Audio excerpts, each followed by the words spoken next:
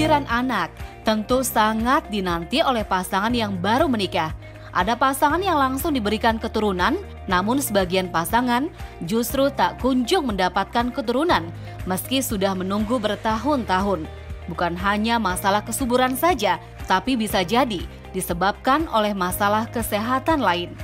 Lantas apa ya penyebabnya? Saat ini saya sudah bersama dengan Dr. Ivander, spesialis kandungan. Halo Dr. Ivander. Halo, selamat pagi Dr. Nisa. Dokter, ini kan banyak sekali sekarang ini orang yang menikah. Nah, ada beberapa yang langsung diberikan keturunan, namun ada juga beberapa yang mendambakan keturunan namun tidak juga mendapatkannya. Kira-kira dokter, apa yang menyebabkan orang sulit untuk mendapatkan keturunan saat ini? Jadi ini pertanyaan yang sangat mendalam ya, karena kita seringkali berharap mendapatkan solusi dengan tahu apa penyebabnya susah hamil begitu. Tapi sebetulnya penyebab susah hamil itu ada banyak faktor, jadi bisa dipengaruhi oleh faktor dari suami, bisa juga oleh faktor dari istri. Dan kedua faktor ini bisa saling berinteraksi satu dengan yang lainnya. Nah, kalau pada perempuan, faktor yang paling sering itu adalah dari saluran telur, dari organ tubuhnya itu sendiri. Sedangkan pada suami, jelas cuma satu masalahnya, yaitu pada spermanya. Apa sih ciri-cirinya seseorang itu sulit hamil? Jadi penyebab sulit hamil seringkali tidak bisa diidentifikasi hanya dengan melihat penampilan fisik seseorang. Kita juga sering menilai seseorang berdasarkan cara berjalannya, berdasarkan indeks massa tubuh atau gemuk atau tidaknya. Dan dari situ kadang-kadang kita bisa langsung memvonis, oh susah hamil. Padahal belum tentu begitu. Memang ada bentuk fisik tertentu yang bisa mencerminkan susah hamil. Contohnya adalah obesitas. Obesitas memang, tetapi tidak semua orang obesitas itu akan sulit untuk hamil. Sedangkan juga kita seringkali menilai bentuk fisik yang lain. Misalnya adalah pada saat ejakulasi kita menilai bagaimana bentuk spermanya, kekentalannya. Padahal bukan itu cara untuk menilai kualitas dari spermanya.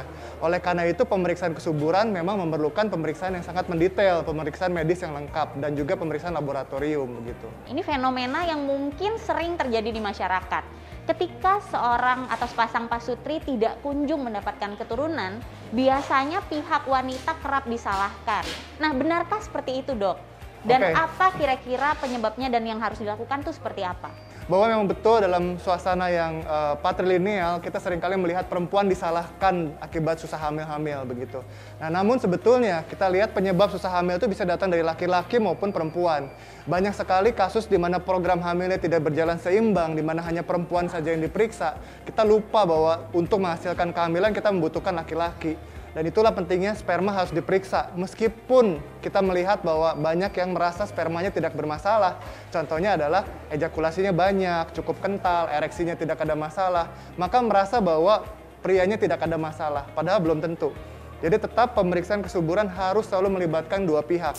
Bahkan kadang-kadang saya selalu bilang ke pasien saya, program hamilnya tidak bisa mulai kalau bapaknya belum diperiksa begitu. Jadi kedua pihak memang harus diperiksa. Ketika nih ada pasangan yang dua-duanya sama-sama sehat, sama-sama subur, namun ternyata tidak juga kerap mendapatkan keturunan atau sulit hamil. Nah, itu bagaimana ya, Dok? Ini juga sering terjadi di mana setelah semuanya diperiksa, akhirnya pasiennya bilang, "Dok, kita semua bagus-bagus saja, kok masih belum bisa hamil ya?" Merasa bahwa kalau semuanya baik-baik itu tidak bisa hamil. Nah, memang betul. Ada yang namanya adalah kesulitan hamil yang tidak kita ketahui penyebabnya apa. Dan itu meliputi sekitar 10% dari penyebab sulit hamil. Dan untuk fertilitas yang tidak kita ketahui penyebabnya apa, sebetulnya penanganannya menjadi mengkerucut pada bayi tabung.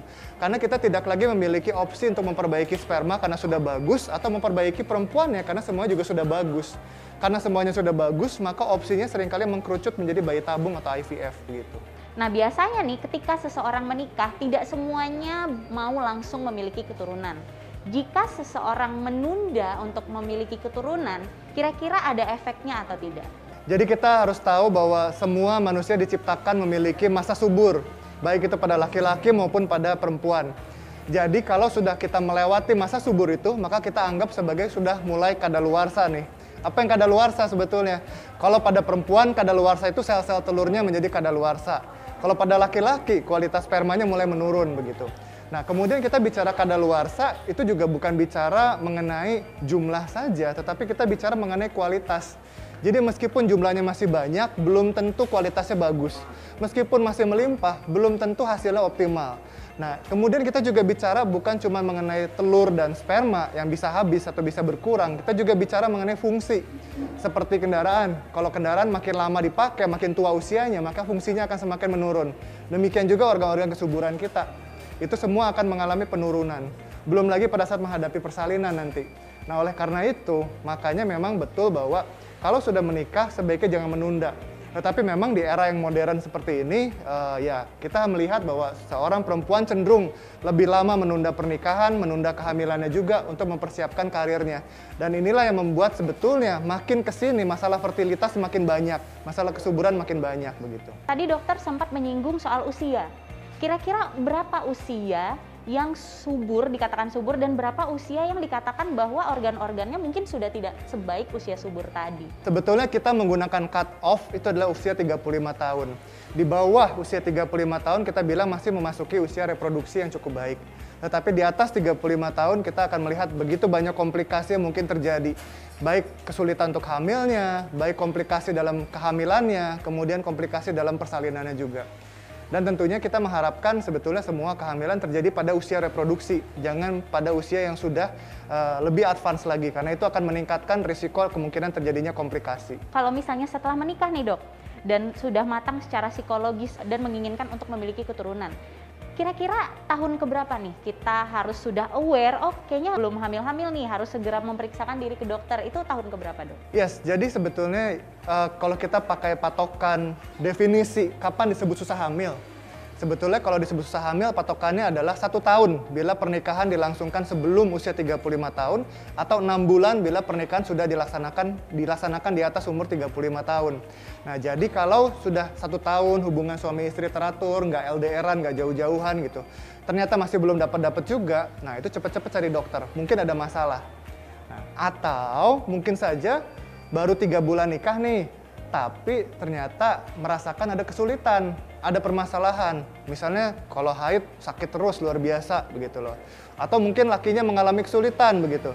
Nah, segera cari pertolongan sebelum masalah jadi makin berlarut-larut. Bagaimana sih dok ketika kita berpikir, oh saya ingin menikah gitu, dan melaksanakan tes pranikah. Nah kira-kira dalam tes itu apa saja yang dilakukan dan pemeriksaan apa saja yang dilakukan? Jadi kalau kita bilang premarital check up atau check up pra kehamilan, itu kita bukan cuma bicara mengenai tes, tetapi kita juga bicara mengenai pemeriksaan yang lainnya, yaitu dengan pemeriksaan USG, kemudian pemeriksaan kesuburan juga begitu. Kemudian pramarital check up juga bicara bukan cuma mengenai pemeriksaan oleh dokter, tetapi bagaimana kita mempersiapkan tubuh seorang ibu dan juga mempersiapkan bapak sebagai calon ayah begitu, untuk bisa seorang ayah memandu ibunya, seorang ayah merawat istrinya selama kehamilan, dan bagaimana seorang ayah bersikap memang sebagai seorang ayah yang memberikan contoh yang baik untuk anak-anaknya, sedangkan ibunya mempersiapkan badannya supaya bisa membawa si anak, si bayinya nanti di dalam rahim untuk dapat gizi yang optimal, sehat untuk masa depannya juga kelak nanti begitu. Nah, oleh karena itu kalau kita bicara persiapan pranikah itu sangat panjang, sangat banyak, tetapi untuk pemeriksaan laboratorium yang dasar sekali, memang kita harus memeriksakan jangan sampai ibunya mengalami anemia, jangan sampai ibunya hamil dalam kondisi kurang darah, jangan sampai ibunya juga hamil dalam kondisi yang memiliki infeksi. Dan itulah yang akan kita lakukan, pemeriksaan-pemeriksaan darah yang kita lakukan pada saat melakukan pemeriksaan pramarital begitu. Ketika sebelum menikah kita melakukan pemeriksaan pranikah, apakah di situ bisa dilihat bahwa kita itu subur atau tidak? Ya tentunya, kalau kita bicara kesuburan, kita bisa bicara kesuburan secara anatomi atau bentuk-bentuk organ yang kita temukan. Misalnya nih, pada waktu saya pegang perut ibunya, ada benjolan. Nah, itu mungkin benjolannya bisa jadi masalah kesuburan di situ. Tetapi kalau kita bicara fungsi kesuburan atau fungsi organ tubuh, itu kita mesti tes, kita mesti periksa.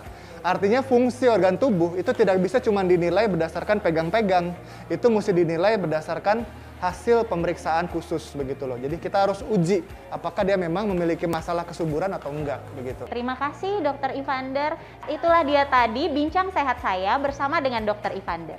Saya Dr. Tengku Anissa bersama dengan Dr. Evander spesialis kandungan untuk Hidup Sehat Plus.